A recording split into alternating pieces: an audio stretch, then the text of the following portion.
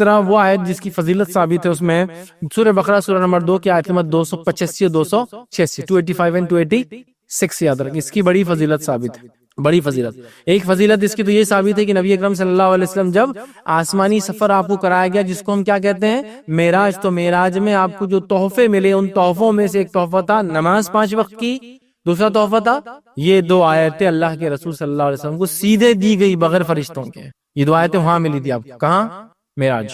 ٹھیک، بہرحال سورۃ البقرہ کی آخری 2 آیتوں کی فضیلت یاد رکھیں، رات سونے سے پہلے سورہ بقرہ کی آخری 2 آیتیں پڑھنے والا ہر آفت سے محفوظ رہتا ہے، ہر آفت سے محفوظ رہتا ہے۔ بخاری کی روایت ہے، ابو مسعود رضی اللہ عنہ فرماتے ہیں اور کہتے ہیں نبی اکرم صلی اللہ علیہ وسلم فرمایا جس نے رات کے وقت سونے سے پہلے سورۃ البقرہ کی آخری 2 آیتیں پڑھ لی وہ اس کے لیے کافی ہوں گی، وہ اس کے لیے کافی ہو جائیں گے۔ سورہ بقرہ کی آخری 2 آیتیں جادو کا اثر ختم کرنے کی زبردست تاثیر رکھتی ہے۔ اسی طرح فرمایا جس گھر میں مسلسل 3 راتوں تک سورہ بقرہ کی آخری 2 آیتیں پڑھی جائے شیطان اس گھر سے جو ہے بھاگ جاتا ہے یا اس کے قریب نہیں آتا ہے۔ حدیث کا الفاظ سنیے، جامع ترمذی کی روایت ہے، نعمان بن بشیر رضی اللہ عنہ فرماتے ہیں رسول اللہ صلی اللہ علیہ وسلم فرمایا اللہ تعالیٰ نے زمین و آسمان کی تخلیق سے 2000 سال پہلے ایک کتاب لکھی اور اس میں سے 2 آیت اتاری جس پر سورہ بقرہ ختم ہوتی ہے۔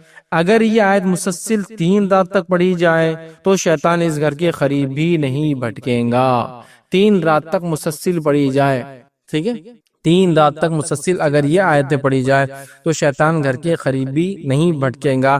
آمن الرسول بما انزل الیہ من ربہ والمؤمنون کل آمن باللہ وملائکتہ وکتبہ ورسلہ، بہرحال پورا اس کے بعد کا سلسلہ ہے، اور اس کے بعد کی لا یکلف اللہ نفسا الا وسعہا، یہ 286 ہے۔ دونوں کو پڑھا جائے تو شیطان داخل نہیں ہوتا۔ 3 راتوں تک اگر مسلسل پڑھی جائے، رات پڑھ کر سوئے تو کافی ہو جاتی ہے اس کے لیے، ادر کی اس کی حفاظت کے لیے، تمام چیزوں کے لیے۔ اسی طرح جو ہے سورہ بقرہ کی آخری 2 آیتیں پڑھ کر اللہ تعالیٰ سے جو حاجت طلب کی جائے وہ پوری ہوتی ہے۔ سورہ بقرہ کی آخری 2 آیتیں تلاوت کر کے جو حاجت جو اللہ سے مانگا جائے پورا ہوتا ہے۔ مسلم کی روایت ہے، عبداللہ ابن عباس رضی اللہ عنہما اس کے راوی وہ کہتے ہیں کہ ایک روز جبرائیل علیہ السلام نبی اکرم صلی اللہ علیہ وسلم کے پاس بیٹھے ہوئے تھے کہ انہوں نے اوپر سے دروازہ کھلنے کی آواز سنی، اپنا سر اٹھایا اور نبی اکرم صلی اللہ علیہ وسلم کو بتایا کہ یہ آسمانوں کے دروازوں میں سے ایک ایسا دروازہ ہے جو آج سے پہلے کبھی نہیں کھلا، اس سے ایک فرشتہ نازل ہوا ہے جو آج سے پہلے زمین پر کبھی نازل نہیں ہوا۔ اس نے آپ صلی اللہ علیہ وسلم کی خدمت میں سلام عرض کیا ہے اور کہا ہے آپ صلی اللہ علیہ وسلم کو 2 نور مبارک ہو، 2 نور مبارک ہو۔ یہ خوشخبری دی اس نے، ایسے دروازے سے آیا جو آج تک نہیں کھلا، سبحان اللہ، اور ایسا فرشتہ دنیا میں آیا جو آج تک نہیں آیا، اور کہا 2 نور جو ہے مبارک ہو آپ صلی اللہ علیہ وسلم سے پہلے۔ یہ نور کسی نبی کو عطا نہیں کیے گئے، یہ 2 روشنیاں کسی کو عطا نہیں کی گئی۔ پہلا سورۃ الفاتحہ، یہ ایک ایسا نور ہے جو سورت کسی کو نہیں ملے، اس سے پہلے کوئی نبی کسی امت کو نہیں ملی۔ اور دوسرا فرمایا سورہ بقرہ کی آخری 2 آیتیں، جو شخص یہ 2 آیتیں پڑھے گا اسے اس کی مانگی ہوئی چیز ضرور دی جائیں گی۔ سبحان اللہ، کتنی بڑی فضیلت ہے۔ یہ صرف 2 آیتوں اور سورۃ الفاتحہ کی خوشخبری دینے ایک ایسا فرشتہ اور ایک ایسے دروازے سے آیا جو اس سے پہلے کبھی نہیں ہوا تھا، صرف بولنے کے لیے آیا، مطلب یہ تو اتر چکی تھی آیتیں، صرف بتانے، انفارمیشن دینے آیا، مطلب اللہ نے خالی ان 2، ایک سورہ فاتحہ اور ان 2 آیتوں کی انفارمیشن دینے ایک فرشتہ ایسے دروازے سے آیا جو کبھی نہیں کھلا، اور پہلی بار دنیا میں صرف یہ بولنے کے لیے۔ دیکھیے آپ کتنی اہم چیز ہے نا، تو اس کو اپنا معمول بنا لے، اپنے اذکار میں شامل کر لے ہم لوگ یہ 2 آیتوں کو، اور جو پھر مانگا جاتا ان کے پڑھنے کے بعد اللہ تعالیٰ وہ رد نہیں کرتا۔ نبی اکرم صلی اللہ علیہ وسلم بھی جو ہے اس کو بہت کثرت سے پڑھا کرتے تھے۔ چلیے آگے بڑھتے ہیں۔ تو سب سے پہلا کام ہم کو دعوت اسلام جس کو کہیں گے، مطلب غیر مسلموں تک اسلام کا صحیح پیغام پہنچانا ہے، تاکہ ان کے اندر جو غلط فہمیاں ہمارے تعلق سے آ چکی ہے میڈیا کی وجہ سے، سیاست کی جو بھی وجہ جو بھی ہو، لیکن وہ ہم کو نکالنا ہے یاد رکھیں، اس لیے کہ جب تک ہم یہ کام نہیں کریں گے یہ غلط فہمیاں بڑھتی چلے جائیں گی، اور پھر ایک کے بعد ایک چیزیں کیسی ہوتی چلی جاتی ہے آپ دیکھ رہے ہیں۔ تاکہ زخمیوں کو اٹھا کر لائے، سنو نا آپ نے واقعات، زخمیوں کو پانی پلاتی، زخمیوں کو اٹھا کے لاتی، ان کی تیمارداری کرتی، زخم پہ مرہم پٹی کرتی۔ تو سسٹم تو نبی کے زمانے سے ہے ہمارے پاس، عورتوں نے تک کام کیا اس کے اندر، اور عورتیں ہی اکثر یہ کام کیا کرتی تھی. واقعات ہے، تمام جنگیں اٹھا لیجیے آپ، بیک گراؤنڈ میں عورتیں چلتی. ایک اہم ذمہ داری ہوتی کھانا وغیرہ رسد پہنچانا، دوسری ذمہ داری ہوتی پانی پلانا، تیسرا ہوتی زخمیوں کو جانا، اٹھا کر لانا اور لے جانا. یہ سب کام کرتی تھی عورتیں. وہاں پاس تو مرد عورتیں بھی کر سکتی ہے کام. دین نے تو ہم کو یہ دیا. اب بتائیے ہم اپنے بچیوں کو نہیں پڑھائیں گے، اپنے بچوں کو نہیں پڑھائیں گے، اس لیول تک نہیں لے جائیں گے کہ ہیلتھ کیئر سسٹم کو ہم وہ کریں، تو کیسے ہم کمیونٹی کچھ دیں گے؟ اتنے بڑے بڑے مسلم علاقے ہیں، ایک چیریٹیبل کلینک اور چیریٹیبل ہاسپٹل کا تصور نہیں ہمارے پاس. پھر ہم صرف رو رہے ہیں لوگوں پہ، یہ کر رہے وہ کر رہے، فلاں نے غلط کام کیا. تو آپ نے کیا کیا ان کے لیے؟ ہم کیوں نہیں کھڑے ہوئے؟ ہمارے پاس وہ طبقہ جو دینی سوچ رکھتا، اس کو تو زیادہ سوچنا ہے، وہ کیوں نہیں آگے بڑھا؟ مطلب آپ سمجھ رہے نا، ہم کو اپنے معاشرے کی، اپنے سماج کی اصلاح کرنا ہے. یہ بہت امپورٹنٹ پوائنٹ ہے. اگر یہ نہیں ہوگا اصلاح کا، یاد رکھیے ہم بھول جائیں گے اس نقطے کو کہ ہمیں اپنے سدھار کے لیے محنت کرنا ہے. قومیں ہم کو اس سے بھی پہچانتی ہے، دیکھتی ہے کہ ارے یہ فلاں ایسے ہے، تو قوموں کی پہچان ہوتی ہے. تو ہماری ایک پہچان ہو، وہ پہچان ہو کہ اخلاق آپ کو مسلمانوں سے سیکھنا پڑے گا. ناپ تول جو مسلمانوں کی دکان سے لے کے دیکھو، تم کو پتہ چلے گا ناپ تول کس کو بولتے ہیں. معاملات، پیسے میں لین دین، جاؤ مسلمان سے معاملات کرو، پھر پتہ چلے گا تم کو معاملات کیا ہوتے ہیں. ابھی ایسا ہوتا ہے کہ جاؤ مسلمان سے معاملات کرو، پھر ہمارے پاس آ جانا، زندگی بھر کبھی جائیں گے نہیں ادھر لوٹ. بسم اللہ الرحمن الرحیم. الحمدللہ رب العالمین، والصلاة والسلام علی رسولہ الکریم وعلی آلہ وصحبہ اجمعین. رب اشرح لی صدری ویسر لی امری واحلل عقدۃ من لسانی یفقہوا قولی. وقال عز وجل فی القرآن المجید اعوذ باللہ من الشیطان الرجیم بسم اللہ الرحمن الرحیم. کنتم خیر امۃ اخرجت للناس تأمرون بالمعروف وتنہون عن المنکر وتؤمنون باللہ. اما بعد، تمام تعریفیں اس اللہ عز و جل کے لیے لائق و زیبا ہے جو تمام جہانوں کا بنانے والا اور اسے پالنے والا ہے، اور درود و سلام اس کے آخری نبی محمد صلی اللہ علیہ وسلم پر. میں آپ سب کا استقبال اسلامی طرح سے کرتا ہوں. السلام علیکم ورحمۃ اللہ وبرکاتہ. انشاءاللہ عزیز، میں چند باتیں، جو عنوان مجھے دیا گیا تھا یا جو عنوان آپ کے سامنے رکھا گیا تھا، اس کے تعلق سے چند باتیں رکھنے کی آپ کے سامنے کوشش کروں گا. سب سے پہلی چیز تو یاد رکھیے، اللہ رب العزت نے اپنی کتاب میں اس بات کی جو ہے وضاحت کی اور یہ بات بیان کی اور فرمایا کنتم خیر امۃ اخرجت للناس، کہ تم بہترین امت ہو جو لوگوں کے لیے نکالی گئی. تو اللہ رب العزت نے اس اپنی کتاب کے اندر امت مسلمہ کو بہترین امت کہا، مطلب اچھی امت کہا، بہترین لوگ کہا. تو جب بہترین لوگ کہا اور یہ کہا کہ تم نکالے گئے ہو لوگوں کے لیے، اخرجت للناس، اور کیا کرتی ہو؟ تأمرون بالمعروف، یہ اچھائی کا تم حکم دیتے ہو، وتنہون عن المنکر، اور لوگوں کو برائی سے روکتے ہو، وتؤمنون باللہ، اور تمہاری خصوصیت ہے کہ تم اللہ پر ایمان لا کر یہ کام کرتے ہو. ورنہ بہت سارے لوگ ہیں دنیا میں جو اچھائی کا حکم بھی دیتے ہیں اور برائی سے لوگوں کو روکتے بھی ہیں، لیکن ان کو اس کا اجر اور ثواب نہیں ملے گا اور اس کا بدلہ اچھائی کی شکل میں نہیں ملے گا، اس لیے کہ وہ اللہ پر ایمان نہیں لاتے ہیں اور کئی کار خیر کرتے ہیں، کئی برائیوں سے انسانیت کو روکتے ہیں. لیکن ہماری خصوصیت یاد رکھیں، تو ہم چنندہ لوگ ہیں، چوزن پیپل ہے. مطلب جیسا یہود کو ایگزام تھا اپنے اوپر کہ ہم چنندہ لوگ ہیں. چنندہ اللہ کے وہ لوگ ہوتے ہیں جو اللہ کے دین کے مطابق عمل کرتے ہیں اپنے ایمان لانے کے بعد، وہ چنندہ ہوتے ہیں. تو اللہ نے ہم لوگوں کے تعلق سے کہا کہ تم بہترین امت ہو، اور تمہارا مقصد کیا؟ تم لوگوں کے لیے نکالی گئی ہو، اچھائی کا حکم دیتی ہو، برائی سے روکتی ہو اور اللہ پر ایمان لاتی ہو. تو ہمیں ایک اعزاز دیا گیا، ایک ٹائٹل دیا گیا اچھی امت ہونے کا، خیر امت ہونے کا. اللہ رب العزت نے اعزاز ہم کو عطا فرمایا. رکھیں تو ظاہر سی بات ہے جب ہم خیر کی بات کر رہے ہیں تو ہر چیز، ہر قسم کی خیر ہم سے نکلتی. یاد رکھیں، مطلب ہم لوگ انسانیت کے لیے خیر ہی خیر ہے. امت مسلمہ مطلب ہم خیر ہے، ہمارا اعمال خیر ہے، ہمارا عقیدہ خیر ہے، ہم جہاں موجود رہیں گے وہاں خیر رہیں گا. گویا ہم سے شر یا ہم سے برائی کا کسی کو توقع نہیں ہونی چاہیے، بلکہ اگر ایک مسلمان کو دیکھے تو اس کو یہ توقع ہونا چاہیے کہ اب کچھ نہ کچھ انشاءاللہ عزیز فائدہ ہوگا. ایک زمانہ گزرا، نبی اکرم صلی اللہ علیہ وسلم جب اس دین کو لے کر ہی آئے، لوگوں کے پاس دعوت تبلیغ کی، لوگوں نے اس پر ایمان لایا.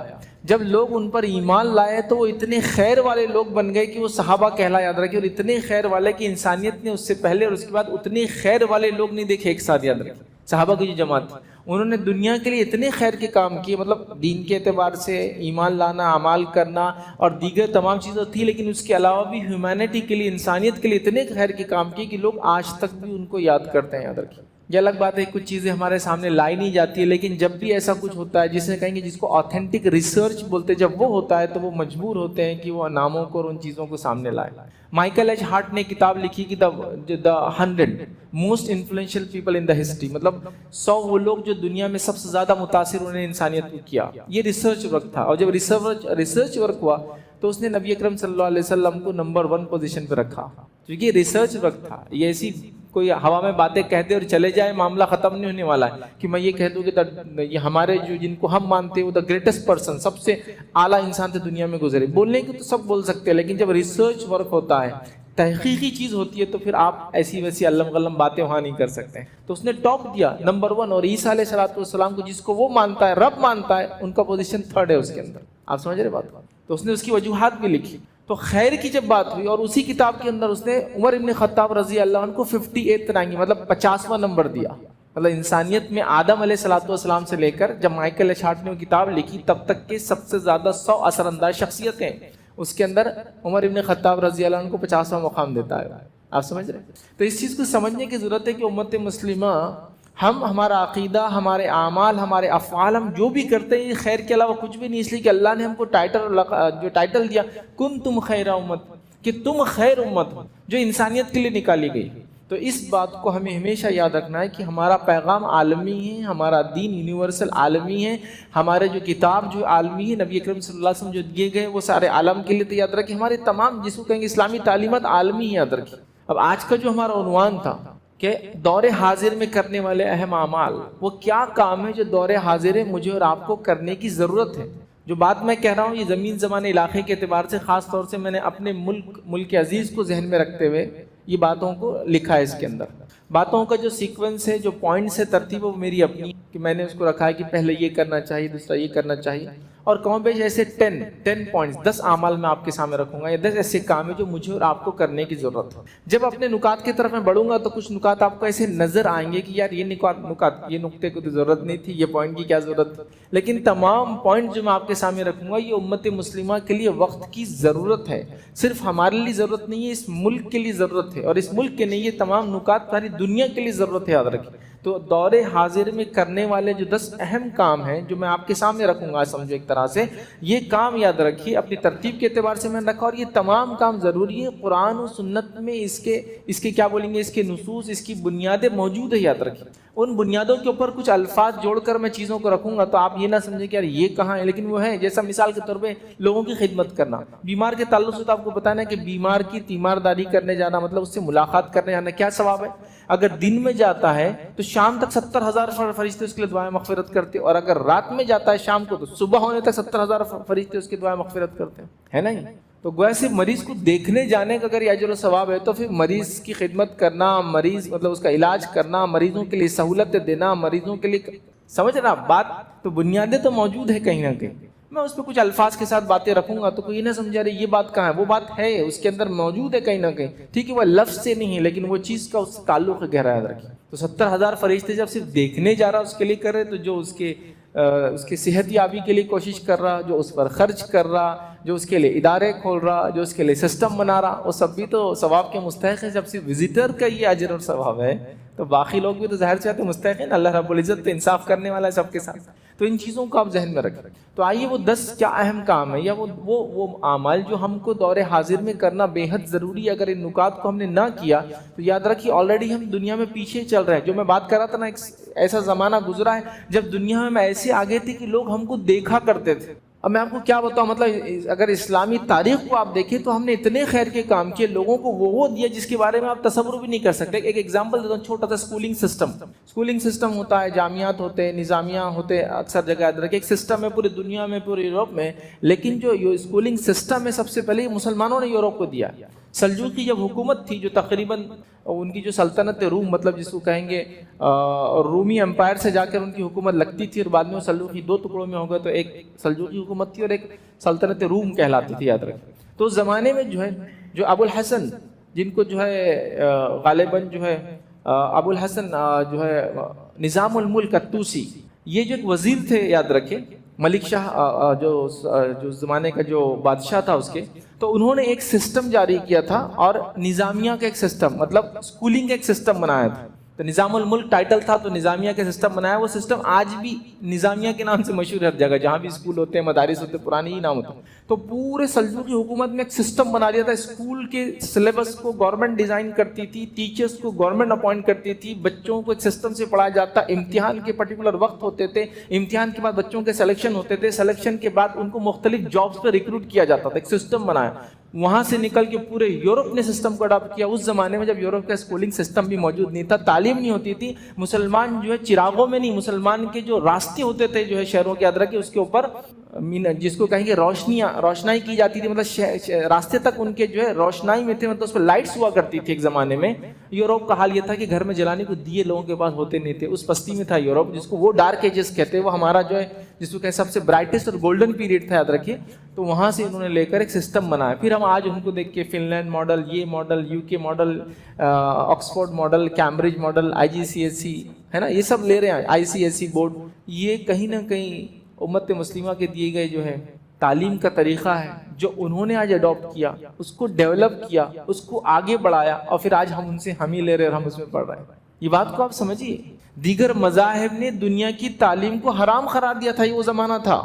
چرچ یہ کہہ چکا تھا کہ لوگ جو ہے دوسری تعلیم کوئی بھی حاصل نہیں کر سکتے بائبل کو چھوڑ کر.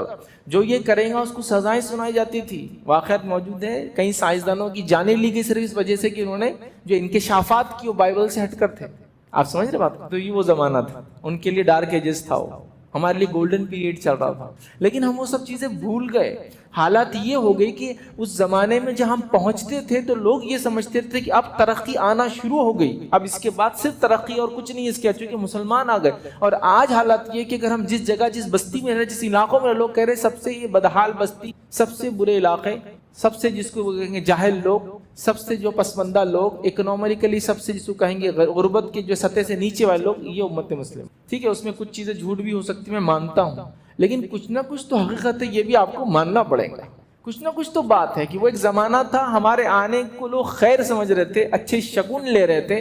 ہمارے جانے کو وہ جو ہے اپنے جس کو کہتے ہیں پستی اور اپنے لیے جو ہے نیچے جانے کا سبب سمجھتے تھے. ہم اگر ان پہ حکومت کرتے تو وہ اپنے آپ کو اعلیٰ اور اولیٰ سمجھتے دنیا میں. اور آج یہ ہے کہ آپ کی موجودگی لوگوں کو برداشت نہیں. کیوں؟ تو وہ زمانے میں وہ خیر امت تھے، وہ لوگوں کی ضرورت بن بیٹھے تھے. اور ہمارا یہ حال یہ ہے کہ ہم لوگوں پر ڈیپینڈ ہیں مکمل طور سے. اس چیز کو آپ کو ماننا پڑے گا، اس چیز کو ہم کو سمجھنا پڑے گا. خالی اگر ہم یہ واقعات سناتے رہے کہ پہلے یہ تھا، ہم وہ تھے، ہم نواب تھے، ہم خان تھے، ہم خان صاحب تھے، یہ ہمارا تھا، وہ 2000 ایکڑ ہماری، یہ 100 ایکڑ، اب کچھ نہیں ہوتا اس سے. اب 200 اسکوائر فٹ کا پلاٹ بھی نہیں آپ کا. وہ چھوڑ دو، جو تھا وہ تھا، اللہ نے دیا تھا، وہ چلا گیا.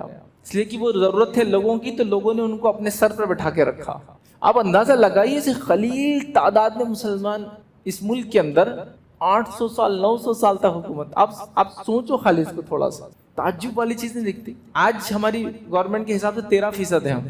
تو ایک قلیل تعداد اس ملک میں تھی، لیکن متحد تھی، اپنے دین پر تھی. تو اللہ رب العزت نے کیسی کیسی نعمتیں ان کو نوازی. ضرورت ہے، یاد رکھیں. دنیا کو پتا تھا کہ اگر سیاست کرنا ہے تو بغیر مسلمانوں کے یہ نہیں ہو سکتی. اکنامیکل سسٹم چلانا ہے تو مسلمانوں سے لیے بغیر یہ سسٹم نہیں چلتا. سائنٹیفک ڈیولپمنٹ کی بات ہے، ترقی کی بات ہے، تو مسلمانوں کو شامل کیے بغیر یہ کام نہیں ہو سکتا. دنیا جانتی تھی اس چیز. دنیا عربی کو سیکھ رہی تھی. عربی جیسا آج انگلش ہے نا، اس سے زیادہ گلوبل لینگویج آف لرننگ بن چکی تھی، یا لینگویج آف سائنس بن چکی تھی، مطلب سائنس کی زبان. تو یہ وہ تھا اثر، یاد رکھیے. تو وہ لوگ ضرورت بن بیٹھے تھے، ان کی ہر چیز ضرورت ہو چکی تھی. ہم ان کی ضرورت تھے. لیکن آج حال یہ ہو گیا، ہم نے وہ سب چیزیں چھوڑ دی. پتہ نہیں کیا کیا ناموں پر چھوڑی اس کو. کچھ لوگوں نے اس کو جماعتوں کے نام پہ بانٹ کے کر دیا، تو ان کا کام ہے، ہمارا کام ہے. کچھ لوگوں نے سوچا اس کی ضرورت ہی نہیں امت مسلمہ کو، ہم تو ماشاءاللہ بہت ہوشیار ہے. کچھ لوگوں کو لگتا ہے اس کی آج بھی ضرورت نہیں. جب میں بات کروں گا تو کچھ لوگ کہیں گے اس کی ضرورت نہیں. لیکن یہ بہت اہم چیز ہے. اگر آپ اس کو نہیں سمجھیں گے، یہ بہت ہائی ٹائم ہے. اگر آج نہیں سمجھیں گے تو کل بہت دیر ہو جائیں گے. یاد رکھیں. تو آئیے وہ چند اہم پوائنٹس و نکات کیا ہے جو آج ہمیں وہ اعمال کرنے کی ضرورت ہے. ایک کے بعد ایک آپ کے سامنے رکھتا ہوں. سب سے پہلا کام جو آج ہم کو کرنا ہے وہ یہ ہے کہ جن اقوام میں، جن قوموں میں ہم بستے ہیں، ان تک اسلام کا پیغام پہنچانا. یہ سب سے پہلا اہم عمل ہے جو ہم کو جو ہے آپ کو کرنا ہے. اس لیے کہ اسلام کے بارے میں ساری دنیا میں میڈیا کے ذریعے غلط فہمی پھیلا دی گئی ہے. نتیجہ یہ ہو گیا کہ لوگ آپ کے بارے میں اتنے غلط فہمی کے شکار ہے کہ جس کی کوئی انتہا نہیں. یاد رکھیں، مطلب جس دین نے صاف صفائی کا یہ حال کر دیا کہ پاکی کو آدھا ایمان قرار دے دیا، اس قوم کو اگر کوئی کہے تم گندے رہتے ہو، تو اس سے زیادہ بری اور کوئی چیز ہو نہیں سکتی ہمارے لیے.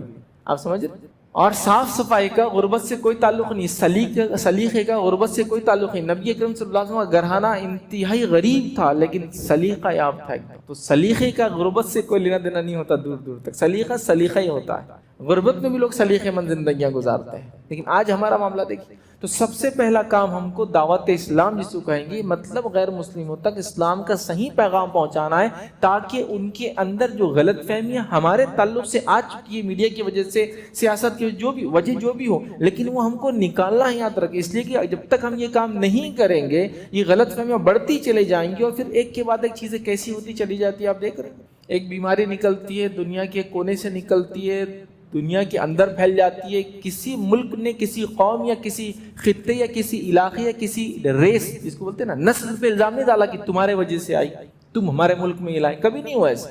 پوری دنیا میں اٹھا کے دیکھ لیجیے، یہاں بیماری بھی کمیونل تھی، اس کا بھی ایک رنگ تھا اپنا۔ آپ سمجھ رہے ہیں؟ بیماری ایسا لگ کے آتی ہے کہ ان کو نہیں لگتی، ان کو لگتی ہے، ایسا نہیں ہوتا۔ بیماری اللہ کی طرف سے، اس کو بھی ایک رنگ دے دیا گیا۔ اور پھر جو غلط فہمیاں آپ کے اور میرے بارے میں پہلے سے تھی، اس پر یہ چیز فٹ ہو گئی آ کر، یہ گندے رہتے، یہ فلاں رہتے اور یہ بیماری لاتے، یہ پھیلا رہے، یہ اس کو بڑھانے کا ذریعہ بن گئے، اور مکمل طور سے ایک بڑے گروہ کو، ایک جماعت کو لیبل لگا دیا گیا۔ کیا کیا ہوا مجھے آپ لوگوں کو بولنے کی ضرورت نہیں، آپ لوگوں نے بھی یہاں آپ کے علاقے میں یہ سب چیزیں دیکھی ہی ہوں گی، ظاہر سی بات ہے۔ جہاں مسلم اکثر علاقہ تھا وہاں لوگوں نے بہت کچھ بھگتا، یاد رکھے اس زمانے میں۔ آپ سمجھ رہے بات؟ تو یہ تصور کیوں گیا لوگوں کے اندر، یہ مسکنسپشن پہ لوگوں نے، مطلب اس بات کو لوگوں نے یقین کیوں کیا؟ قوموں نے یہ کیوں نہیں کہا ایسا نہیں ہو سکتا ان کے بارے میں؟ کیوں نہیں ہوا ایسا؟ صحابہ کا زمانہ ہے، تابعین تبع تابعین کا زمانہ، اگر کوئی شخص کہہ دے کہ یہ آدمی جاہل اور مسلمان ہے تو لوگ اس پہ یقین ہی نہیں کر سکتے تھے، وہ ان کے سوچ کی باہر والی چیز، سمجھ رہا بات؟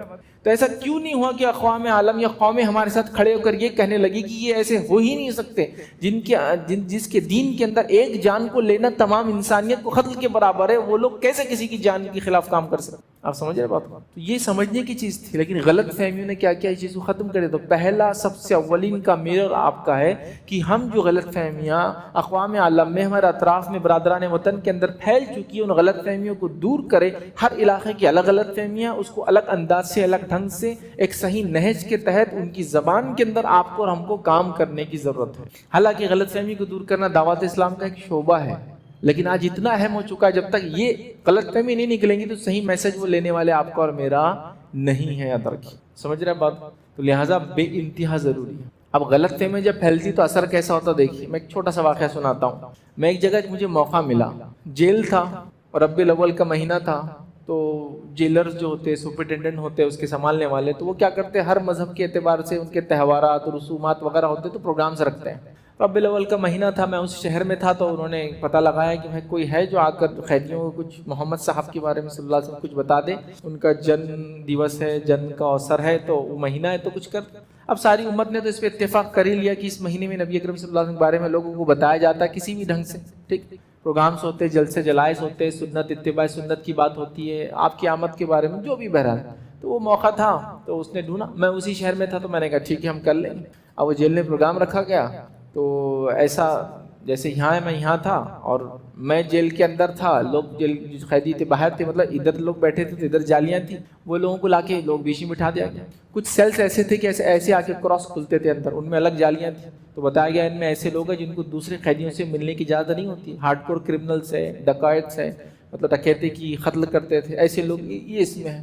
اب ان سے بات، جب وہ سیشن ختم ہوا تو میں نے ان کو ان کے لحاظ سے، مطلب طاقتور کون، غصے کا نقصان، چونکہ اکثر غصے میں کرائم کر کے آئے ہوئے، غصہ آ گیا، بیوی پہ ہاتھ اٹھا دیا، ارادہ نہیں تھا، مر گئی، غصے میں آیا پڑوسی کو فلاں کر دیا، مر گیا۔ تو میں نے غصے پہ بات کی، طاقتور کون ہے اس پہ سوالات کیے ان سے، اور پھر جو سنت کے مطابق جو ساری چیزیں تھی، غصہ پینے کی فضیلت، طاقتور وہ جو کسی سے مطلب کشتی میں مات نہ دے، بلکہ طاقتور وہ ہے جو اپنے غصے کو پیچھے، ساری باتیں میں نے اس میں رکھی۔ لوگوں کو پسند آئی تو جیلر نے کہا کچھ سوال و جواب کا بھی سیشن رکھ لیتے، ٹھیک ہے رکھ لیجیے، اس سے اچھا کیا ہو سکتا ہے۔ ایک آدمی اٹھا اور میرے سے سوال کر رہا، مسلمان دہشت گرد کیوں ہوتے ہیں؟ وہ جیلر، وہ سپرنٹینڈنٹ اتنا بگل ہو گیا، بٹھاؤ بولے کرو، پیچھے کرو اس کو، بٹھاؤ بولے جواب دینے کی ضرورت نہیں، بولے 6 مرڈر کر کے اور آپ سے پوچھ رہا، بولے مسلمان دہشت گرد کیوں ہوتے ہیں؟ اس کی خود کی کیفیت یہ کہ 6 مرڈر کے اس پہ کیس ہے اور وہ مجھ سے کیا کوشچن کر رہا، مسلمان دہشت گرد کیوں ہوتے ہیں؟ گویا اس کا قتل کرنا دہشت گردی نہیں ہے۔ آپ سمجھ رہے بات کو؟ سوچ لیا انہوں نے یہ بات. آپ اگر کسی پہ اٹیک کرے تو وہ دہشت گردی میں آ گیا, حالانکہ کوئی مرا, لیکن اگر اس نے 6 بھی مار دیا تو آپس میں ہوگی لڑائی, لوٹنے کے لیے کیا, پیسے کے لیے کیا, یہ سوچ ہو گئی. تو سپرٹ نے بولنے لگا کہ یہ دیکھو اس کی سوچ, بولے یہ آپ سے پرشن کرو اور خود کا یہ حال ہے. پھر جب ہم باہر گئے تو وہاں بیٹھنے کے بعد وہ بولنے لگا صاحب ایسی ہوتا ہے جب غلط فہمیاں بڑھتی ہے نا کسی مذہب کے بارے میں تو یہ حالت ہو جاتا ہے. دیکھیے کیسا لائیو ایگزامپل ہے, تعجب کی بات ہے, خود مرڈر کیس میں میرے سے پوچھ رہا ہے کہ مسلمان دہشت گرد کیوں ہوتے ہیں. تو یہ ہوتا ہے جب غلط فہمیاں دور نہیں کی جاتی کسی کے بارے میں. اور یہ غلط فہمیاں کتنی ہو چکی ہے, میں آپ کو اب کیا بولوں. عقیدے توحید سے لے کر لوگ سمجھتے ہیں مسلمان شرک کرتے ہیں اور وہ اسی لیے مسلمان ہے نا, تو ہمارا عقیدہ توحید ہماری پہچان نہیں, ہمارا شرک ہماری پہچان ہے. مثال دو, کوئی مسلمان کا کیریکٹر کسی بھی فلم میں ہوگا تو بغیر تعویذ کے نہیں ہو سکتا, تو ہماری توحید ہماری پہچان نہیں رہی, ہمارے شرک ہماری پہچان بن گئی. دیکھیے آپ تعویذ یہاں باندھا ہوا, گلے میں ڈالا ہوا, آدھا تولا سرما کا آنکھوں میں ڈالا ہوا, کیوں ڈال کے بتاتے نہیں ہوں, یا گلے میں تعویذ, اور وہ جالی کی بنین تو کمپلسری مسلمان نے پہننا, لنگی ہر بار پہنا, بھائی لنگی ہر بار نہیں پہنتے مسلمان, لنگی پہنا ہوا اور ایک الگ تصور, ٹوپی پیچھے ڈالا ہوا, ہاں کیا ہے ایک تصور دے دیا گیا یہ مسلمان ہے. غلط فہمی ہے, تو ہماری توحید سے نہیں ہمارے شرک سے ہم پہچانے جا رہے ہیں. غلط فہمی لوگ ہم کو بتانا پڑیں گے, ہم لوگ شرک نہیں کرتے, ہمارے پاس تو حرام ہے شرک, آپ سمجھ رہے. تو ہماری پہچان بدل گئی, ہر چیز بدل گئی. یہ کب کلیئر ہوگا؟ لوگ سمجھ رہے قرآن مسلمانوں کی کتاب ہے, محمد صلی اللہ علیہ وسلم مسلمانوں کے رسول ہے, اسلام مسلمانوں کا دین ہے, ہم کو بتانا پڑے گا اسلام سارے انسانیت کا دین ہے, محمد صلی اللہ علیہ وسلم سارے انسانیت کے لیے بھیجے گئے, قرآن ساری مانوتا کے لیے, آپ مانو یا نہ مانو آپ کا مسئلہ ہے. لیکن ہم نے بتایا نہیں, چونکہ غلط فہمیاں اتنی گر گئی اسلام کے اطراف کیا, وہ صحیح پیغام پہنچانے کے لیے پہلے مسکنسیپشن دور کرنا ہے. اس لیے پہلا نقطہ میں نے لیا غلط فہمیوں کو دور کرنا. یہ دعوت اسلام کا ایک حصہ ہے, لیکن آج ضرورت بن بیٹھا ہے, چونکہ آپ کو دیکھتے لوگوں کو 100 سوال ہے آپ کے بارے میں, سمجھ رہے بات. تو پہلا سب سے اہم کام جو آج رول ادا کرنا ہے نوجوانوں کو, اگر کل ہم مستقبل چاہتے ہیں ہمارے بچوں کا برائٹ ہو, لوگ ہم کو تسلیم کرے, جیسے دوسری قومیں ایک دوسرے کے ساتھ رہتی ہے وہ ہم کو قبول کرے, تو یہ ضروری یاد رکھیں. ہمارے برادران وطن میں اونچ نیچ کا بڑا تصور ہوتا ہے, یاد رکھیں. اونچ نیچ ہوتی ہے, جات پات ہوتی ہے, اس کے باوجود بھی وہ ساتھ رہ رہے ہیں, لیکن ہمارے بارے میں غلط فہمیوں کا یہ نتیجہ ہوگا کہ ہم سے وہ کترا رہے ہیں, ہمارے بارے میں نہ جانے کیا کیا سوچ رہے ہیں. تو یہاں بے حد ضروری ہے. اور خاص بات یہ ایسے علاقے جہاں آپ کی اور ان کی زبان ایک ہو. یہ ایک ایسا علاقہ ہے آپ کا دونوں کی زبان ایک ہے, آپ بھی وہی زبان میں بات کرتے ہیں, ٹھیک ہے گھر بھر میں اردو کرتے ہوں گے, لیکن آپ بھی بہترین انداز سے تیلگو بولتے ہیں سب, تو آپ کے لیے اور آسان ہوتا ہے یہ کام بنسبت ایسی قوموں کے جہاں قوم کی زبان الگ ہے, ہماری زبان الگ ہے, اور ہمارے سامنے جو انسان بیٹھا اس کی زبان الگ ہے. مجھے کہیں گے کسی تیلگو سے بات کرو تو میرے لیے بہت محال ہے, اردو سمجھ گیا تو ٹھیک ہے, میری انگلش کچھ سمجھ گیا تو ٹھیک ہے, لیکن وہ بات نہیں آئیں گی. آپ لوگوں کی تو زبان ایک ہے, کلچر بھی ایک جیسا ہے تقریباً, اور رنگت بھی اسکن کی دیکھیے آپ ایک جیسی, کچھ بھی فرق نہیں ہم لوگوں کا ان سے. آپ دیکھیے ہر پھر کیا ہے, بات کرنے کی ضرورت ہے, منہ کھولنے کی ضرورت ہے, اس کے لیے تھوڑی ہمت جٹانے کی ضرورت ہے کہ آپ غلط فہمی دور کر رہے ہیں. دھرمانترن, مذہب بدلنا, کسی کا زبردستی پیسہ دے کر لالچ سے, یہ حرام ہے. آپ سمجھ رہے ہیں, ہم صرف بول رہے ہیں کہ جو غلط دھارنا ہے, غلط فہمیاں, مسکنسیپشن ہو گئی, ہمیں کلیئر کرے کم از کم بیٹھ کر ایک دوسرے کے ساتھ. یہ بے حد ضروری. اگر یہ نہ ہوا نا تو نہ جانے آنے والے کتنے فتنے اور فساد کو اور آپ کے میرے اکاؤنٹ میں ڈال دینے والے یہ لوگ. تو ویسا زمانہ ہونا چاہیے کہ لوگ کھڑے ہو کر بولے کہ نہیں یہ لوگ ایسے نہیں ہوں. وہ تب ہوں گا جب وہ جانے کہ ہم کیسے ہیں. ابھی تو 1000 غلط فہمیاں ان کے ذہن میں, تو بہرحال اس کو دور کرنے کی ضرورت ہے. یہ سب سے اہم اور سب سے پہلا نقطہ تھا, یاد رکھیں, جو موسٹ امپورٹنٹ ہے, موسٹ کروشیل پوائنٹ تھا, جو آج ہم کو کرنا ہے کل کے لیے, یاد رکھیں. دوسری چیز یاد رکھیں جو اہم ہے دور حاضر میں جو کام کرنا ہے وہ یہ ہے اصلاح معاشرہ. مسلمان آپس میں اپنی اصلاح کرے, معاشرے کی اصلاح کرے, گھروں کی اصلاح کرے. یہ دوسرا اہم پوائنٹ ہے. گویا یہ تو پہلا ہی ہونا چاہیے دیکھا جائے تو, لیکن ابھی ایسا ہے کہ سب چیزیں ساتھ کرنا ہے, سب چیزیں ساتھ کرنا ہے. تو یہ سب سے اہم ہے کہ یہ بھی کرنا ہے اور اپنی اصلاح بھی ساتھ کرنا ہے. اپنی اصلاح مطلب پرسنل اصلاح, اپنے گھر والوں کی اصلاح, اپنے محلے کی اصلاح, معاشرے کی اصلاح بے حد ضروری ہے, تاکہ ہمارا معاشرہ وہ معاشرہ بن جائے. یاد رکھیے کہ لوگ دیکھ کے مثال دے کہ دیکھو ایسے ہوتے ہیں ان کے بچے, ایسا پڑھتے ہیں یہ لوگ. آپ کو معلوم یورپ کے اندر اگر کوئی انسان ہفتے 2 ہفتے میں نہا لیتا تو لوگ اس کو سوال کرتے بولتے مسلمان ہو گیا کیا, کیونکہ وہ مہینوں مہینوں نہیں نہاتے تھے. اور مسلمانوں کا حال یہ تھا, خاص طور سے چونکہ یوروپین مسلمانوں کو ترکوں سے زیادہ پہچانتے تھے, آٹومنس, عثمانی جو خلیفہ تھا, تو وہ بولتے تھے جی جو آٹومنس تھے, یاد رکھیے ان کے حمام تو بہت مشہور ہے. ترکش بات مطلب جیسے ہمارے پاس ٹوائلٹس, ویسے ٹوائلٹس بھی پبلک ملتے نہیں جلدی, لیکن وہ لوگوں نے تو کیا کرتے تھے, ہر چوراہے کے اوپر وہ حمام ہوتے تھے ان کے, مطلب بیت الخلا تو ہوتے ہی تھے ساتھ میں ٹوائلٹس, اس کے ساتھ ساتھ آپ نہا بھی سکتے تھے. ترکش بات بولتے ہیں اس کو, ترکی حمام بہت مشہور. تو وہ لوگ کیا بولتے تھے, ارے مسلمان ہو گیا کیا, ترک ہو گیا کیا, نہا رہا تو ہفتے میں نہا لیا, 2 ہفتے میں نہا لیا. وہ لوگ نہاتے نہیں. تو کہ مسلمان اپنی صاف صفائی کی عادت سے مشہور تھے. سمجھ رہے ہیں بات؟ اصلاح مطلب آپ سمجھ رہے نا، ہم کو اپنے معاشرے کی، اپنے سماج کی اصلاح کرنا ہے. یہ بہت امپورٹنٹ پوائنٹ ہے. اگر یہ نہیں ہوگا اصلاح کا، یاد رکھیے ہم بھول جائیں گے اس نقطے کو کہ ہمیں اپنے سدھار کے لیے محنت کرنا ہے.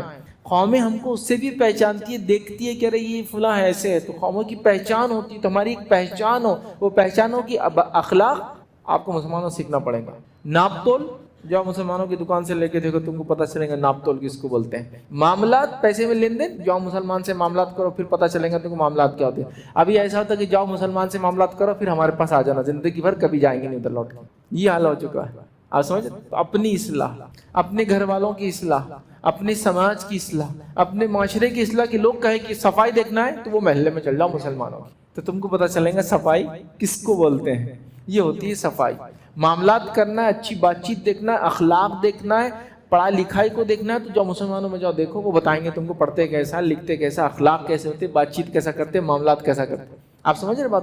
یہ بہت امپورٹنٹ ہے. اور وہ کب ہوگا، کب ہم نمونہ بنیں گے، کب ہم بول سکتے کہ ہم جیسے بنو، ہم ایسے، وہ تب ہوں گے جب ہم اپنے اصلاح کریں گے. آج کتنا بڑا طبقہ مسلمانوں کا ایسا ہے جو بہت دور ہے اس چیز سے. بنیادی نالج بھی دین کا ان کو نہیں ہے. ٹھیک ہے مسلمان گھروں میں پیدا ہو گئے تو ان کو دینی شعور دینا ہے، دینی علم کو ہم کو عام کرنا ہے. میڈیا آج کل ماشاءاللہ بہت عام ہو چکا ہے. آپ ذاتی طور سے یہ کام کر سکتے ہیں، میڈیا کے ذریعے یہ کام کر سکتے، کتابوں کی شکل میں کام کر سکتے. جماعتیں ماشاءاللہ الگ الگ ڈھنگ سے کام کر ہی رہی لوگوں کے اندر. ہم کو اس کام کو بہت رفتار سے بڑھانا ہے تاکہ ہم اصلاح معاشرے کا ایک ایسی مثال لوگوں کے سامنے رکھیں کہ لوگ دیکھ کر کہیں کہ یہ لوگ ہوتے ہیں وعدے کے، یہ لوگ ہوتے ہیں اپنی بات میں پکے، یہ لوگ ہوتے ہیں اپنے تعلیم میں آگے، یہ وہ لوگ جو فلاں کام میں ایسا کرتے ہیں. ان سے تجارت کرو تو پتہ چلتا ہے تجارت کے اصول کیا ہوتے ہیں، کیسا کرنا چاہیے، کیسا نہیں کرنا چاہیے. بہت اہم چیز ہے، یاد رکھیے بہت اہم چیز ہے. اور لوگ آپ کو آپ کے معاملات سے پہچانتے ہیں. دیکھیے دو لوگ سفر کر رہے ہیں، آپ بھی اجنبی ہیں، میں بھی اجنبی ہوں. تو آپ میرے بارے میں اور میں آپ کے بارے میں جو کنکلوژن نکالیں گے بغیر بات کریں گے، وہ کیسے نکالیں گے؟ وہ صرف آپ کو دیکھ کر، آپ کے پہناوا، کھانے پینے کا طریقہ، بات چیت کیسے کریں، اس سے آپ انداز لگا لیتے ہیں یہ لوگ کیسے. یہ پہلی چیز ہے. پھر جب بات کریں گے تو سمجھ میں آئے گا اور آگے گہرائی میں کیا ہے. تو ہمیں اپنے معاشرے کی اصلاح کرنا ہے تاکہ ہم ایک مثالی معاشرہ بن جائے کہ لوگ کہیں کہ ہاں مسلمان ایسے ہوتے ہیں، ان کے گھرانے ایسے ہوتے ہیں، ان کا علم کا معاملہ یہ ہے، تعلیم میں اتنے آگے ہوتے ہیں، دین میں بھی آگے ہوتے ہیں، اپنے مذہب کا بھی علم حاصل کرتے ہیں، دنیا میں بھی آگے ہوتے ہیں. یہ ہونا چاہیے، یاد رکھیں یہ ہونا چاہیے. میں نہیں کہہ رہا ہوں ہم میں نہیں ہے، ہمیں اور اس چیز کو بڑھانا ہے. ہمیں مطلب ایکسپیکٹیشن تک جانا ہے، مطلب لوگوں کی جو امیدیں ہیں وہاں تک جانا ہے کھڑا ہونے کے لیے. یہ بہت اہم چیز ہے، یاد رکھیں. تو لہٰذا دوسرا اہم پوائنٹ تھا معاشرے کی اصلاح. اپنی اصلاح ہم کو کرنا ہے زبردست انداز سے، منصوبہ بند طریقے سے اور بہت رفتار کے ساتھ. یاد رکھیے اس میں وقت نہیں ہم نہیں لے سکتے. جتنا ہم اس میں لیٹ ہوں گے یاد رکھیے دیگر سارے کام لیٹ ہوتے جائیں گے اور غلط فہمیاں بڑھتی چلی جائیں گی اور حالات بد سے بدتر ہوتے چلے جائیں گے. یاد رکھیے لہٰذا دوسرا کام یہ ہے جو ہمیں کرنا ہے کہ ہمیں اصلاح معاشرہ کرنا. تیسرا امپورٹنٹ کام جو ہمیں کرنا ہے، یاد رکھیے وہ یہ ہے ہمیں ایجوکیشنل ڈیولپمنٹ، تعلیمی بیداری کو عام کرنا ہمارے سماج میں. بہت آگے دیکھیے میں جانتا ہوں الحمدللہ اور اس چیز کو مانتا ہوں اور اس چیز کو میں بتاتا بھی ہوں لوگوں کو کہ مسلمان وہ قوم ہے کہ بچہ چاہے کسی علاقے کا ہو وہ عربی کچھ نہ کچھ حد تک جانتا ہے. یہ ہماری خصوصیت ہے کہ ہم لوگ عربی جانتے ہیں نا، مکتب قاعدہ وغیرہ پڑھتے ہیں نا، تو ایک لینگویج اپنی زبان جو بھی بولتے ہیں اس کے علاوہ ہم لوگ سیکھتے ہیں، بولنے کی کوشش کرتے ہیں. سمجھ میں نہ بھی آئے تو بولنا کم از کم آتا ہے، پڑھنا کم از کم آتا ہے. تو اتنے تو ایجوکیٹڈ ہم ہر جگہ ہوتے ہی ہیں.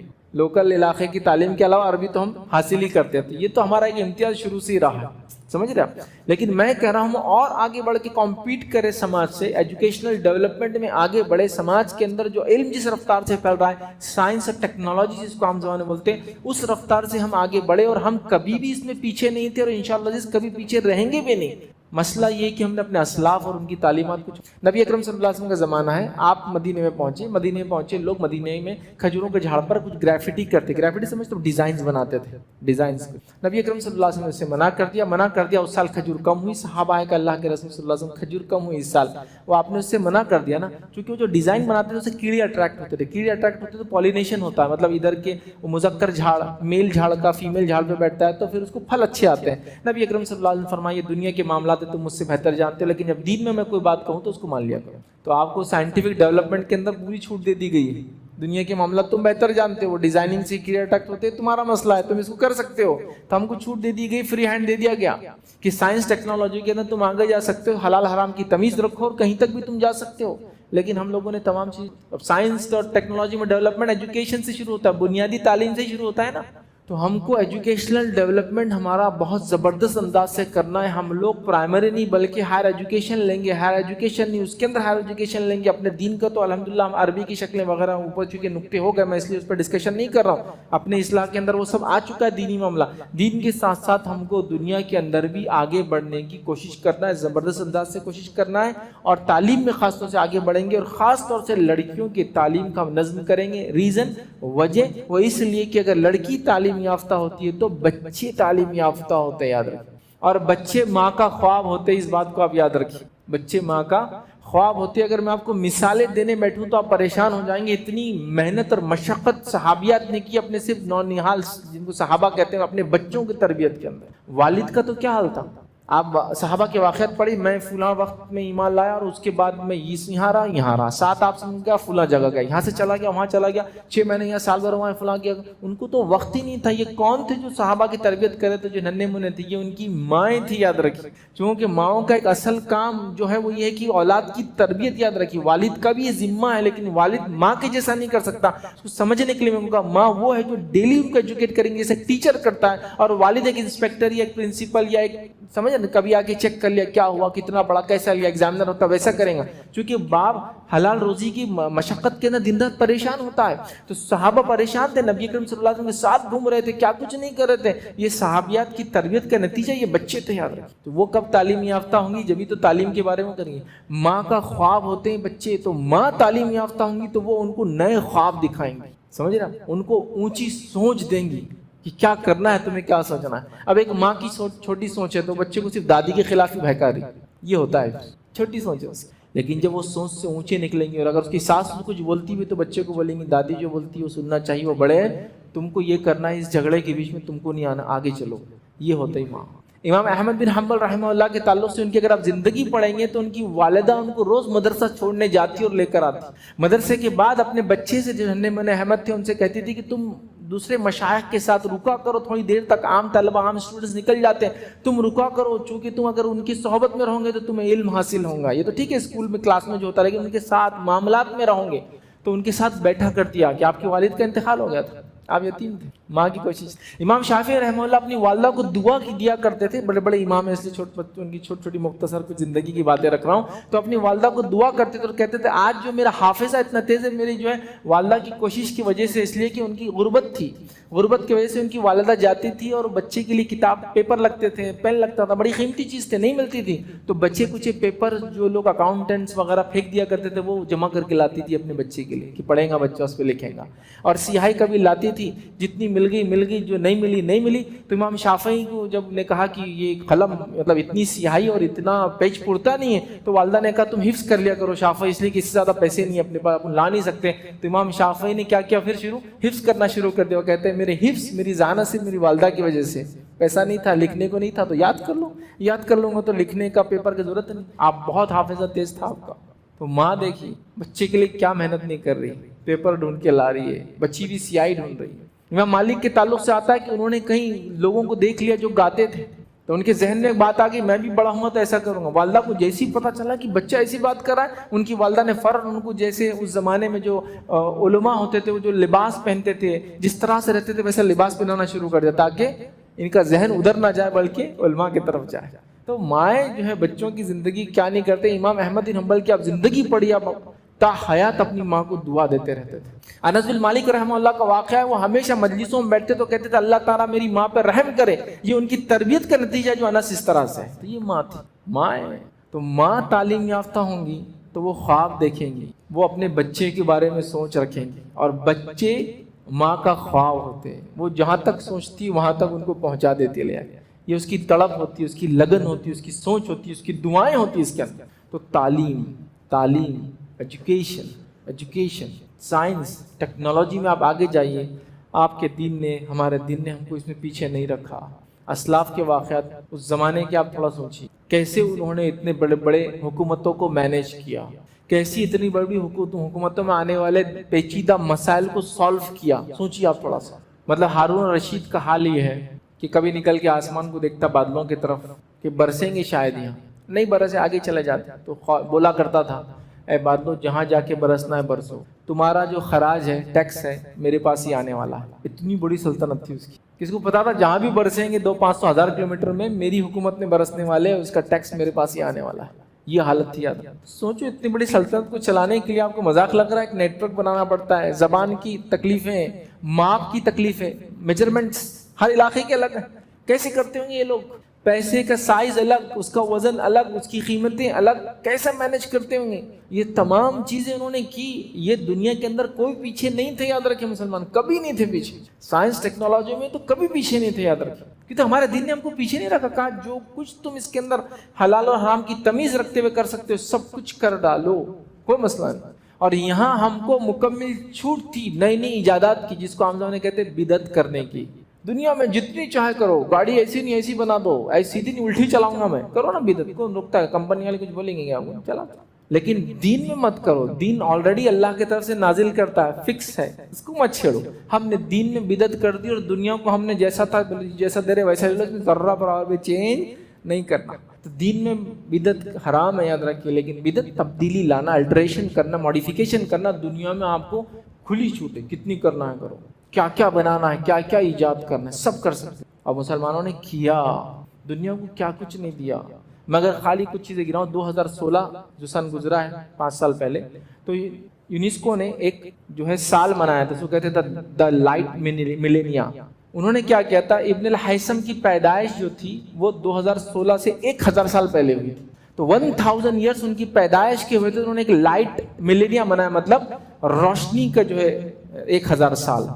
क्योंकि इब्न अल हैसम वो इंसान थे जिन्होंने पहली बार बताया था कि लाइट कैसे काम करती है, रोशनी कैसे चलती है। और एक छोटा सा तजुर्बा जो सब बच्चे पढ़ते हैं स्कूल में, light travel in straight direction, रोशनी सीधी चलती है कभी। ये उनका फलसफा था। उस जमाने में लोग ये कहते थे, जो यूनानी फलसफा था, आंखों से एक रोशनी निकलती है, चीजों पर जाके टकराती है, फिर टकराने के बाद वापस जाती है अंदर, तो लोगों को दिखता है। इब्न अल हैसम ने कहा अगर ऐसा होता तो रात में हम क्यों नहीं देख सकते? फिर उन्होंने कहा नहीं, लाइट जो है किसी और जगह से निकल जाए, सूरज की वजह से वो आके टकराती है चीजों पर, चीजों पर टकरा के आंखों पे लगती है, उससे हम देख पाते हैं। उन्होंने कहा लाइट कभी भी सीधी चलती, फिर एक्सपेरिमेंट करके बताया सुराख का, उससे आप जानते हैं। और आंखें कैसा देखती है लोगों को बताया, जिसके नतीजे में आंखें कैसा देखती है उन्होंने लोगों को बताने के लिए कुछ तजुर्बात किए, जिसके लिए जो तजुर्बात किए उस तजुर्बात को, जो घर के अंदर का छोटा हिस्सा होता है उसको कमरा बोलते हैं। उर्दू में सुनो कमरा, वो कमरे में बैठे हुए कमरा, तो वो कमरा से ही लफ्ज आता कैमरा, आपका कैमरा, फोटो जिससे आप लेते हैं। क्योंकि आंख कैसा देखती है उसको उन्होंने एक काले रूम के अंदर डिजाइन किया था कि आंख अंदर अंधेरी होती है, लाइट अंदर बाहर से अंदर आती है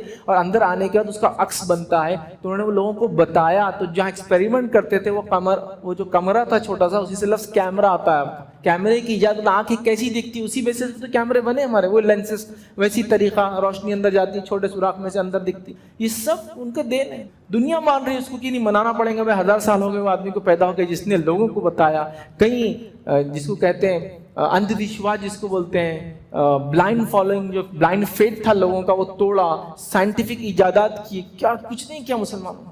आप ताज्जुब करेंगे, वो थोड़ा वो सदियों को आप पढ़िए तो सही। नबी अकरम सल्लल्लाहु अलैहि वसल्लम दुनिया से जाने के बाद 100 साल के बाद से जो इंकिशाफात, डिस्कवरीज, इन्वेंशन, साइंस, टेक्नोलॉजी, मुसलमान आगे बढ़े जिसकी कोई इम्तिहान नहीं। इतने आगे, इतने एजुकेशनल में आगे। मैंने एजुकेशन का एक मिसाल तो आपको ऑलरेडी दे दिया, निज़ामुल मुल्क, उसने जो सिस्टम कायम किया था वो आज भी यूरोप में। इसके अलावा कई चीज़ें, इवन जो IAS होते हैं ना, ये जो UPSC एग्जाम पास होता है, IAS सिलेक्शन होता है, ये सिस्टम मुसलमानों का, तुर्कों का दिया हुआ है। क्योंकि तुर्क कौमी तौर से बहुत जंगजू कौम होती है, याद रखिए।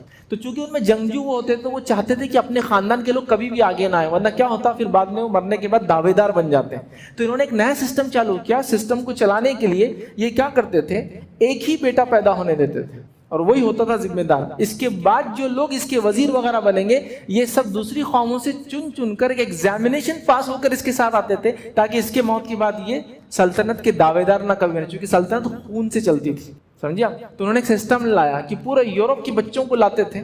बच्चों को लाने के बाद जो उनको महारत, जंगी महारतें वगैरह, इल्म, हुनर, फन सिखाया जाता था, उनके इम्तिहानात लेते थे और जो उसमें पास हो जाता था वो बड़े बड़े रैंकिंग, यहाँ तक के वजीर आजम سب سے بڑا جو منسٹر ہوتا تھا بادشاہ کے بعد وہ تک بن سکتا تھا. اور یہ اگر نان مسلم کرسچن ہوتے تھے اکثر, اگر نان مسلم رہنا پسند کرے تو ایک سرٹن لمٹ تک آگے بڑھ سکتے تھے, اسلام قبول کر لیتے تو لمٹ لیس وزیر اعظم تک بن سکتے تھے. تاریخ گواہ ہے اس کی. وہی سسٹم پورے دنیا نے اڈاپٹ کیا آج کہ وہ ملک کو چلانا ہے تو لوگوں کو چن چن کے لانا ہے. چن کے لانے کا طریقہ ہے وہ کسی بھی رنگت کسی بھی قوم سے آ سکتے ہیں, انٹلیکچولی اتنا ان کا ہونا وہ آ جائیں گے. یہ سسٹم مسلمانوں کے دین ہے, یاد رکھیے دنیا کو. میں کیا کیا مثالیں آپ کو دوں. ہم اپنی تاریخ کو اپنے جسو کہیں گے ماضی کو جو ہے بھول چکے ہیں, یاد رکھیں. اس کا یہ نتیجہ بہرحال تو ہمیں کیا کرنا ہے, ایجوکیشنل ڈیولپمنٹ, تعلیم میں آگے بڑھنا ہے. تعلیمی ادارے قائم کیجیے, بچوں کو پڑھائیے, دینی تعلیم تو ہے ہی اس میں لیکن ساتھ میں دنیا میں آگے بڑھائیے. لڑکیوں کو پڑھائیے تاکہ وہ اپنے بچوں کو ہنرمند بنائیں. ایک ماں جو تعلیم یافتہ ہوں گی بچوں کو ہنرمند بنائیں گی, تعلیم یافتہ اس کے بچے ہوں گے, اہم ہے. چوتھا پوائنٹ یاد رکھیے جو ہم کو یاد رکھنا ہے وہ یہ, ہم کو آج کے دور میں جو کام اہم کرنے والے کام ہے اس میں ہیلتھ کیئر سسٹم ہم کو ڈیولپ کرنا ہے. ہیلتھ کیئر سسٹم کیا ہوتا ہے, صحت کیسی اچھی رہے قوم ملت اور ملک کی, اس کے لیے ہم کو فکر مند رہنا ہے. اس کے لیے فکر مند رہنا اور اس کے لیے سسٹمز بنانا ہے. آج کتنے مسلمان غریب مسلمان ہیں کن کن دواخانوں پہ جا کر کھڑے ہیں چونکہ اپنی صحت خراب ہے, ہیلتھ کیئر سسٹم ہمارے پاس نہیں ہے, اور وہاں جا کر وہ چندوں کے لیے, زکوٰۃ کے لیے, صدقات کے لیے, یہاں تک کہ اپنے جسم کو بیچنے کے لیے مجبور. واقعات ہے نہیں آپ کے پاس, سب کے پاس ہوں گے. جو لوگ سوشل ورک کرتے ہیں, سوشل ایکٹیوسٹ ہے, پولیٹیکل ایکٹیوسٹ ہے, جرنلزم کرتے ہیں, جو جرنلزم ریسرچ بیس ہوتی ہے, سب کو پتہ ہے کیا دنیا میں ہو رہا ہے. یہاں تک کہ کسی کا علاج کرنے کے لیے اس کا بیٹا اپنے اعضا آرگنز بیچ رہا ہے. آرگن بیچنا آج بھی جائز نہیں کرنے, اسلام میں تو ہے لیکن ملک میں بھی جائز نہیں. کوئی اعضا آپ خرید نہیں سکتے, یاد رکھیے, بیچ نہیں سکتا کوئی انسان. تو آپ دیکھیے یہ ہو رہا ہے, تو کیوں نہیں ہم نے سسٹم بنایا ایسا. یہ تو ہمارے دین کا ایک اٹوٹ حصہ ہے. معلوم لوگوں کا خیال رکھنا, خیر خواہی کرنا. دیکھیے میں آپ سے ملا تو میں آپ کو کیا کرتا ہوں, اور آپ میرے سے ملے تو میرے کو کیا کرتے ہیں, بولیے السلام علیکم, بیسک, تم سلامت رہو. اب ایک آدمی بیمار ہے تو کیسے سلامت رہیں گا بتاؤ. تمہاری دعا میں تو یہ چیز شامل ہے کہ اس کی صحت کے بارے میں میری فکر ہو. ٹھیک ہے, ہر فرد تو میڈیکل سروسز نہیں دے سکتا, لیکن من جملہ ایز اے کمیونٹی, ایک امت کے طور پہ ہم کیوں نہیں کھڑے ہیں کہ ہمارے پاس ایسے انسٹیٹیوشنز ہمارے کیوں نہیں ہیں جس میں ہم اپنی کمیونٹی کو اور اس کے ساتھ ساتھ برادران وطن کو, سارے ملک کو سروسز دے کہ یہ ہمارے طرف سے سروس ہے ہیومینٹی کے لیے, انسانیت کے لیے. چونکہ ہم لوگوں کی خیر خواہی رکھتے ہیں. ہمارے نبی نے ہم کو یہ تعلیم دی کہ صرف بیمار کے پاس جا کر اس سے 2 الفاظ بولنا, اس کے مل کر آنا. 70,000 فرشتے اس دن پورے دعا کرتے ہیں. اگر رات میں کرتا ہوں تو پوری رات کرتے ہیں. تو میں تو پورے انسٹیٹیوشن بنا رہا ہوں جس کے اندر لوگ اس سے فائدہ اٹھائے, بیمار آئے اور جو ہے شفا یاب ہو کر جائے, صحت مند ہو کر جائے. ہیلتھ کیئر سسٹم بتائیے, کوئی ہیلتھ کیئر سسٹم ایسے ہم ایڈاپٹ بنا رہے ہیں. آپ کہیں گے ہمارے پاس تو یونانی میڈیکل کالج ہے, ادھر ایک وہ ہے, تو آپ کا پرسنٹیج بھی دیکھو یہاں کتنا, اس کے مقابلے میں یہ بات ہے, فیصد کے اعتبار سے پروپورشنلٹی بات ہوگی نا, ہے ایسا کچھ کام. آپ دیکھیے کام نہیں ہے الحمدللہ. پھر بھی ساؤتھ انڈیا کے اندر کافی کام ہے. سارے مہاراشٹر کے اندر ایک ہی میڈیکل کالج ہے, مسلم میڈیکل مینوریٹ, ایک ہے, صرف ایک. آپ کے پاس بہت زیادہ ہے. کرناٹک گیا تو بیجاپور کے اندر ہے, بیدر کے اندر ہے, بنگلور کے اندر تو کئی سارے, اور کئی ہر علاقے کے اندر ملیں گے. آپ کے دیکھیں اس شہر کے اندر کرنول میں, تو ایسا ہر جگہ کا حل نہیں ہے. تو ہم کو اس میں آگے بڑھنے کی ضرورت ہے. اس میں پائنیئرز بولتے ہیں نا, اس میں چوٹی تک پہنچنے کی ضرورت ہے کہ ہمارے دین نے صرف خیر خواہی پہ اتنا اجر دیا تو ہم لوگوں کو صحت مند کرنے کے لیے کتنا ہم خواہش رکھیں گے. ہمارے تو دلی خواہش ہے کہ لوگ صحت مند رہے, صحت کے ساتھ جیے, جسمانی صحت کے ساتھ جیے, عقل کی صحت کے ساتھ جیے, دنیا میں بھی ہمارے ساتھ خوش رہے اور آخرت میں بھی جنت میں ہمارے ساتھ جائے. ہم تو اتنے اوپن ہیں. کسی کو اگر آپ دعوت اسلام دیتے ہیں تو یہی سوچ کے دیتے ہیں نا میرا بھائی آنکھ سے بچ جائے, ہے نا. تو آخرت میں جنت میں ساتھ رکھنے کی بات کر رہے, دنیا میں صحت کا کیسے خیال نہیں رکھیں گے اس انسان کا. یہ پارٹ ہے ہمارے دین کا. صحابیات بھی جنگوں میں جاتی تھی, اپنے واقعہ سنے, کیوں جاتی تھی بتائیے؟ تاکہ زخمیوں کو اٹھا کر لائے. سنو نا آپ نے واقعات, زخمیوں کو پانی پلاتی, زخمیوں کو اٹھا کے لاتی, ان کی تیمارداری کرتی, زخم پہ مرہم پٹی کرتی. تو سسٹم تو نبی کے زمانے سے ہے ہمارے پاس. عورتوں نے تک کام کیا اس کے اندر, اور عورتیں ہی اکثر یہ کام کیا کرتی تھی. واقعات ہے, تمام جنگیں اٹھا لیجیے آپ. بیک گراؤنڈ میں عورتیں چلتی, ایک اہم ذمہ داری ہوتی کھانا وغیرہ رسد پہنچانا, دوسری ذمہ داری ہوتی پانی پلانا, تیسرا ہوتی زخمیوں کو جانا, اٹھا کر لانا اور لے جانا. یہ سب کام کرتی تھی عورتیں. وہاں پاس تو مرد عورتیں بھی کر سکتی ہے کام. دین نے تو ہم کو یہ دیا. اب بتائیے ہم اپنے بچیوں کو نہیں پڑھائیں گے, اپنے بچوں کو نہیں پڑھائیں گے, اس لیول تک نہیں لے جائیں گے کہ ہیلتھ کیئر سسٹم کو ہم وہ کریں, تو کیسے ہم کمیونٹی کچھ دیں گے؟ اتنے بڑے بڑے مسلم علاقے ہیں, ایک چیریٹیبل کلینک اور چیریٹیبل ہاسپٹل کا تصور نہیں ہمارے پاس. پھر ہم صرف رو رہے ہیں لوگوں پہ، یہ کر رہے وہ کر رہے، فلاں نے غلط کام کیا، تو آپ نے کیا کیا ان کے لیے؟ ہم کیوں نہیں کھڑے ہوئے؟ ہمارے پاس وہ طبقہ جو دینی سوچ رکھتا، اس کو تو زیادہ سوچنا ہے، وہ کیوں نہیں آگے بڑھا؟ آپ سمجھ رہے اس بات؟ بہت امپورٹنٹ چیز ہے، اس کو کرنے کی ضرورت ہے، وقت کی اہم ترین ضرورت ہے۔ جو نوجوان اس فیلڈ میں ہے، جو لوگ ذمہ دار ہیں، جن کو اللہ نے پیسہ دیا ہے، جو جماعتی ذمہ دار ہے، چاہے کسی بھی جماعت کے آپ ذمہ دار ہو، ٹھیک ہے، آپ لوگ اس کے بارے میں سوچیں۔ جہاں ہم لوگ مختلف یونٹس بنا رہے ہیں، وہاں ہمارا ایک سوشل